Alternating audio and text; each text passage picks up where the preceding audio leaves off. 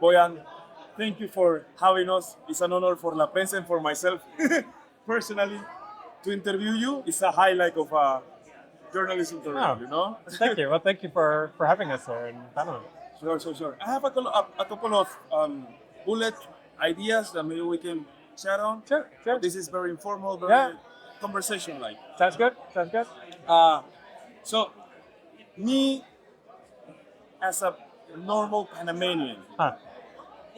when I was hearing you, I'm like, oh, yes, this is what we actually need, Right. you know? But to our audience, if you can explain to our ordinary Panamanians what the ocean cleanup is about, your overall mission, Yeah. and what are you doing here with us? Yeah, sure. So at the Ocean Cleanup, our mission is pretty simple. We want to rid the world's oceans of plastic. For that, we're cleaning up the plastic that's already in the ocean, and we are intercepting it in rivers before it can go into the ocean. So we now, we created a system that has been cleaning up an area the size of a football field every 5 seconds in the middle of the Pacific Ocean. And we now also have what we call interceptors, which are machines we put in rivers to catch it before it goes into the ocean. We now have them across 8 countries. And with that, we're already stopping about 1 to 2% of all the plastic that's flowing into our ocean. But this is of course just the very beginning. We now have the solutions we know work, and now it's about scaling them up. So in the coming years, we aim to rapidly increase the amount of deployments, and very soon return our oceans to the beautiful, clean, and pristine state as they should be, right? And now we're just very excited to be here in Panama, where in the next 2-3 years we're going to tackle the 7 rivers that flow through Panama City, and not only does that help solve the global pollution problem, but especially here, the Bay of Panama is going to be transformed. And every time you drive on the highway and you see the trash there, you're like, oh, such a beautiful city, right? Yeah, exactly. And like, why is that there? It's like it doesn't fit, right? So Doesn't match up with no, like, no. So soon I hope you can drive on the highway and not see plastic. You can go to the beach. You can enjoy clean water, and of course that's something we're very excited to be able to help with, and but ultimately it's something we do together with our local partners, with Mare Verde, and it's going to be beautiful. Absolutely. Yeah. It really sounds like an exciting dream to wait, Right. As a Panamanian, as a journalist, someone that is politically involved. Right. It is something that, people want to get involved. Yeah. Because people like go to clean beaches every time. Right. But as you were saying, the skyline doesn't match No. the beach, whatever. No. And the thing is, I think what we've seen all around the world, that this is not a political issue. It's like nobody, whether you're left wing, right wing, whatever, nobody likes dirty coastlines. Absolutely. Everyone wants a clean city, right? So, Absolutely. I think it's something that everyone can get behind and be proud of. Can I ask you, because you said Marea Verde and that you chose Panama, Huh. what were the reasons to choose Marea Verde and to choose Panama to work together Yeah. as you are now working with the world right now? Yeah. Panama will be our 9th country we're operating in. But the reason we chose Panama is firstly, I think there's a real problem here. But then also we just saw that there's a lot of support for this kind of thing. A lot of energy to really make a change. Great partners, the mayor, the minister, they're all very much eager to see this happen. And then we discovered this organization that has been trying to do this for years, right? And we don't want to come in a place and reinvent the wheel, right? And there, we are, the experts. We have the global expertise in terms of, show us any river and we know how to tackle it. Yeah. But then we need the local expertise to make it happen. To arrange the permits, to do the waste management, the logistics, all of that. So we just saw that local expertise in Maria Verde, and we said, look, okay, let's partner up and let's solve these 7 rivers together. There was something, speaking with Dominic beforehand, Yeah. he said something that really struck a chord. It's like what the Ocean Cleanup as an organization, and you as a person, beyond the logistics, technology, and the people, you were giving time to Panama. Right. Because at the end of the day, it is about the education, Oh. policies, Right. what the mayor was saying. Waste management. Yeah, exactly. Like Yeah. you were giving us time to do Right. something about it. Right. No, exactly. I mean,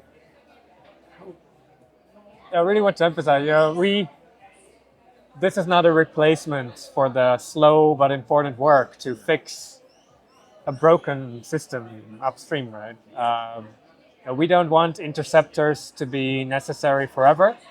I would be disappointed if 50 years from now, we're still catching tons and tons in the Rio Abajo or the Matias Hernandez. Sure. But while we do that, which is important, it's a long-term thing, but it takes a long time. In the meantime, we can make sure that the Panama Bay is clean again, right? And so yeah, I think it's about buying Panama time, buying the world time to do the things that are harder, slower, but ultimately, necessary. Yeah. And to go to the Panama Bay and enjoy without. Yeah, and I think the thing is, once it's clean, people will want to keep it clean, right? Sure. But if it's polluted, like what does this one bottle matter? Once it's clean, people want to keep it clean, and I think that's also the power of a project like this. It's like you can really, people say like, oh wow, like it can be this beautiful, and I think that will drive a lot of upstream change as well. Absolutely. Just to keep to the walkthrough it. So we have this technology that is the barriers, right? So what you are support Yeah. is the fact that okay, we have 7 rivers in the bay in the city of Panama, and we're gonna make barriers for these 7 rivers. Yes. So plastic doesn't get into the Panama Bay. Right. And to start for those 7 rivers, we're gonna start with Rio Abajo and Matias Hernandez. Uh-huh. Is that correct? Yes. So those were the first ones. Now we think out of the 7 rivers, the Abajo, the Matias Hernandez, and the Juan Diaz are the 3 biggest emitters. So we'll be doing those 2. We will be upgrading the facility here. So because of course still there's some plastic passing through, and I think with our engineering expertise, what we will bring is solutions that are as effective as possible, right? So that as little plastic can pass, especially in very extreme rains. The river can be very violent, right? It can flow very fast. So we have experience with that, in Jamaica and Guatemala. So we look forward to applying that experience here, so that even in those, if you don't stop those peak conditions, the bay won't be clean, because most of the trash actually flows through the river in the most extreme rains, right? So you have to be really effective in those conditions, and that's what we will try to do here. Okay.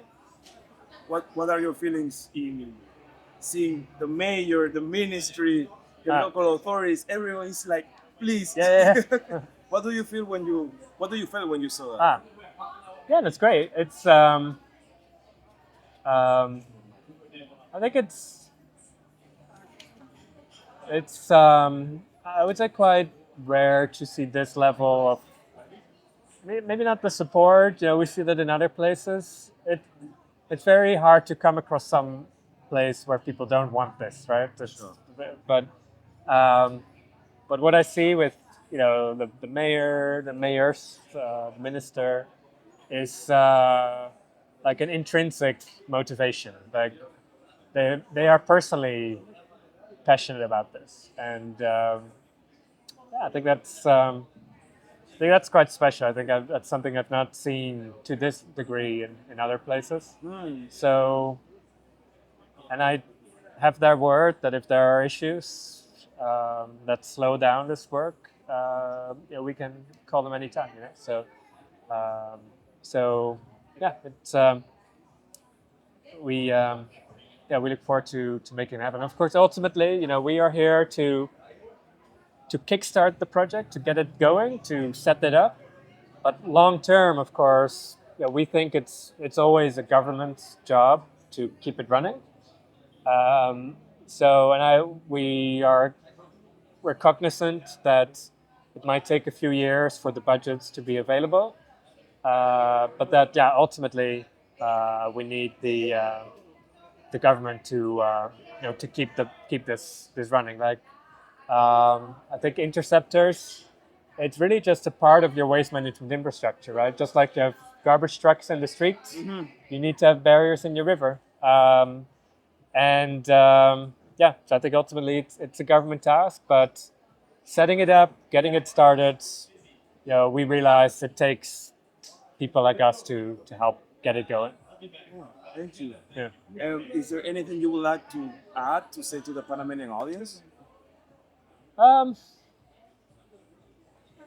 Look, I think we're just very proud to be here, and we. I mean, maybe so now having been there a few times and having seen other parts of the country too, it's I don't know if people realize like how fortunate they are. Like it's such a beautiful place, and you got this beautiful ocean here. You got the nature all around the city, in the city.